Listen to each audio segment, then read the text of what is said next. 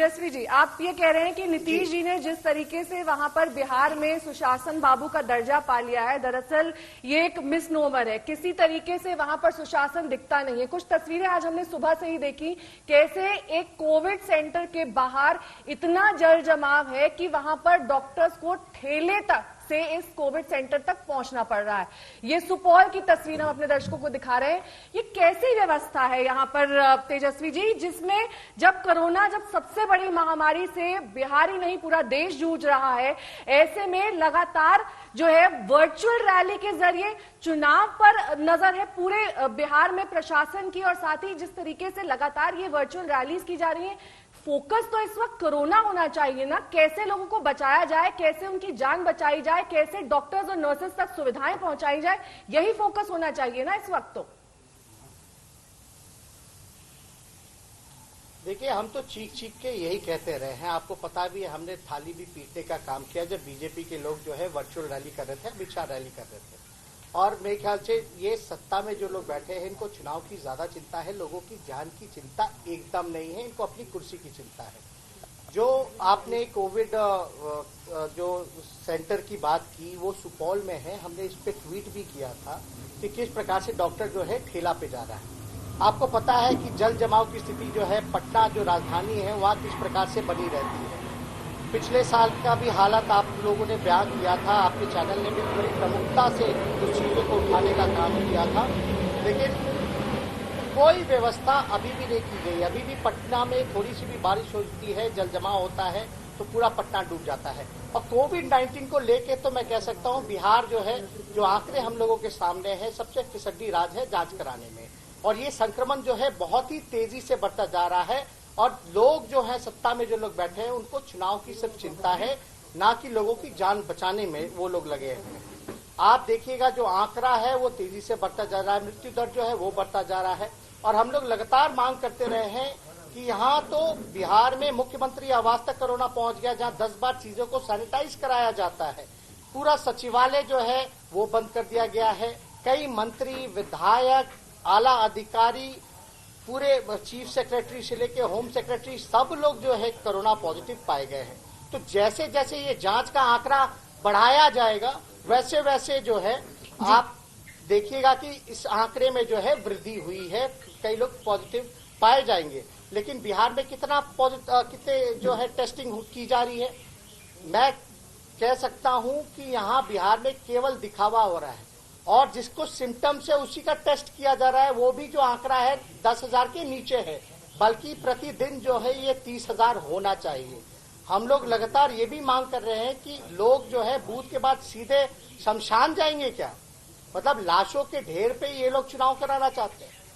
चुनाव हो तो परंपरागत तरीके से हो। अगर इनको लगता है कि कोरोना कोई खतरा नहीं है, अगर कोरोना खतरा है तो चुनाव को भी विलंब किया जा सकता है। ठीक है, ये बड़ी बात आप कह रहे हैं तेजस्वी यादव यहाँ पर कि चुनाव में भी विलंब अगर मुमकिन हो कोरोना की परिस्थितियों के मद्देनजर तो वो करना चाहिए। लेकिन विपक्ष के एक अहम नेता होने के नाते ये देखिए, एक तस्वीर भी हम अपने दर्शकों को जरूर इसमें मेंशन कर देते हैं कि जिस बात का जिक्र आप कर रहे थे, आपने कहा कोरोना के मामलों को लेकर सरकार को जिस तत्परता से काम करना चाहिए उस तत्परता में विफल रही है। भागलपुर की ही तस्वीर जो है, सड़क पर एक शख्स की मौत हो जाती है। सुपौल की तस्वीर देखिए जहां पर पूरा कोविड सेंटर डूबा हुआ है, ठेले पर डॉक्टर को जाना पड़ रहा है।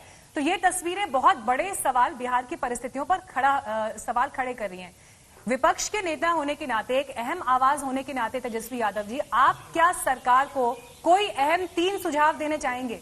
3-4 सुझाव जिन पर फौरन अगर एक्शन लिए जाएं तो इन हालात में कुछ बेहतरी हो सकती है। देखिए, मैं साफ तौर पे ये कह सकता हूं कि रैंडम टेस्टिंग, सबसे पहला रैंडम टेस्टिंग होनी चाहिए, मोबाइल टेस्टिंग होनी चाहिए। हमने देखा कि छत्तीसगढ़ सरकार ने भी जो है मोबाइल टेस्टिंग की सुविधा जो वो की है। दूसरी बात, जो प्रॉपर सैनिटाइजेशन जो है हर जगह की होनी चाहिए, प्लस जो डॉक्टर्स, जो कोरोना योद्धा हैं, उनको पीपी किट्स मुहैया करानी चाहिए। टेस्टिंग जो है, टेस्टिंग किट्स वो ज्यादा से ज्यादा मुहैया करानी चाहिए ताकि ज्यादा से ज्यादा टेस्ट हो सके। और हम लोग लगातार कहते हैं कि ज्यादा से ज्यादा आपको कोविड डेडिकेटेड अस्पताल और आइसोलेशन वार्ड्स आपको बढ़ाना पड़ेगा, क्योंकि मेरा दावा है कि जैसे जैसे संख्या टेस्ट की बढ़ेगी वैसे वैसे संक्रमण जो है लोगों के सामने आएगा, आंकड़ा में वृद्धि होगी और उसके लिए हम लोगों को इंफ्रास्ट्रक्चर जो है वो तैयार करना पड़ेगा।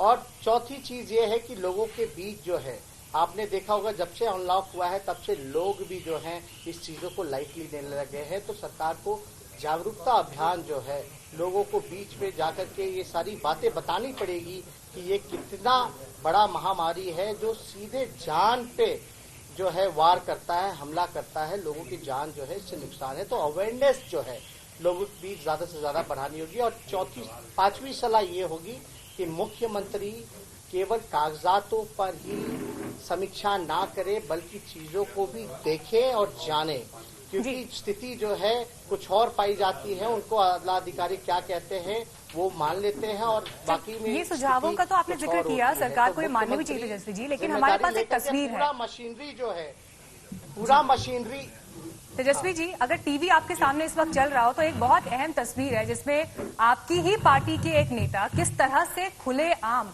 विधायक हैं ये आरजेडी के, जो खुलेआम सोशल डिस्टेंसिंग की धज्जियां उड़ा रहे हैं। उनके साथ पूरा का पूरा एक ग्रुप उनका मौजूद है।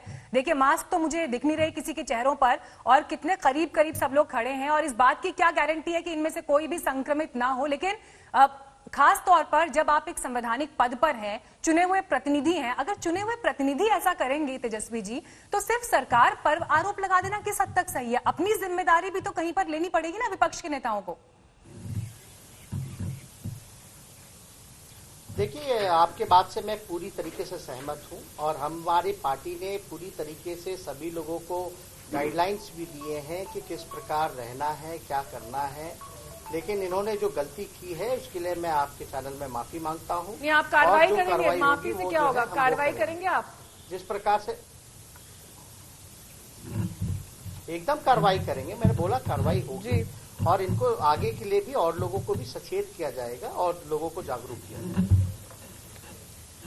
तेजस्वी जी, जिस तरीके से 3 अलग अलग तस्वीरें हमने आपको दिखाई, एक तस्वीर तो आप ही के विधायक की है, 2 तस्वीरें दिखाई किस तरीके से कोविड सेंटर डूबा हुआ है, तीसरी तस्वीर एक ऐसे शख्स की थी जो 4-5 घंटे तक यूं ही पड़ा रहा, कोई सुध नहीं लेने आया, उसकी लाश इस तरीके से पड़ी थी।